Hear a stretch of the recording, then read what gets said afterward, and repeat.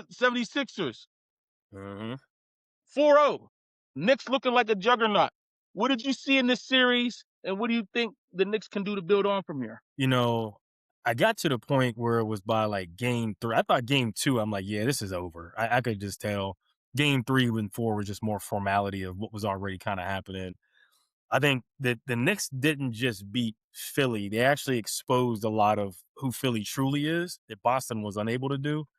The inconsistent shooting on Philly's team, the defensive breakdowns, the over reliance on Embiid and Maxey to create, shots and get everybody else involved. And, New York employed something I think no one really saw coming, which is Karl Anthony Towns really being the offensive initiator. So that for me was a shock and surprise that we haven't seen of the Knicks even before we got to the playoffs. New York's ability to actually knock shots down, the spacing they had on the floor, the ball movement was much better from series to series.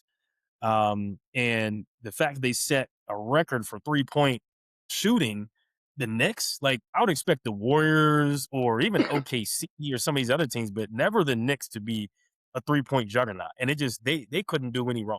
And they didn't even have old boy OG, right? Like he was out, and they still rolled on. So, Yeah, he didn't play game I 3 or think game 4. yeah. So I think, the Knicks are actually onto something with Karl Anthony Towns running the show because it gets Brunson off the ball, creates more screening opportunities to get him free, lets him save and conserve some energy. And if you can get McBride off the bench and Hart knocking shots down, and Bridges actually shows up on the offense end, I mean they could be dangerous in the Eastern Conference. I'll leave it at that.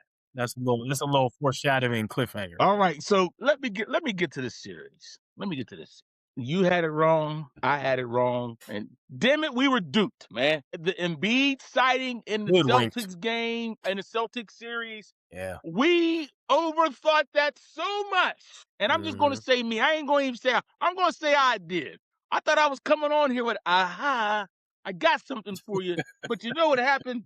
They brought the brooms out, man. They dusted them all up. They brought the brooms out. And I'm so sick. Look, this is like the 4th time I've got duped by Embiid, and I'm tired of it. I'm tired of it. I'm tired of it. I will not. Mhm. The process has been gone. They got processed cheese. Everything's processed. But let's get to this series. The Knicks have impressed me. They very well have impressed me. With everything you said, the offense as you just described. You described the Golden State offense. Mike Brown was after he left Cleveland. He coached. Mhm. Remember, he coached there for a while Yeah. while Kerr was out, and then he was on his staff. So him getting Karl Anthony Towns as the point forward was genius. I think he averaged over seven and a half assists for the series. Mhm. You get that, like you said, you get Deuce McBride coming off the bench looking like Reggie Miller. You get Landry Shamet coming off the bench and him hitting some buckets. Right. And I know the 76ers had to be sick because he used to be a 76er. And I saw Right. when he played for the 76ers. Yeah, I mean, and that hair is crazy. It looked like a lollipop that fell on the ground, right? Like, Man, or hey, rolling around on the carpet. hey, that mop top. Yeah, it's crazy. It's crazy.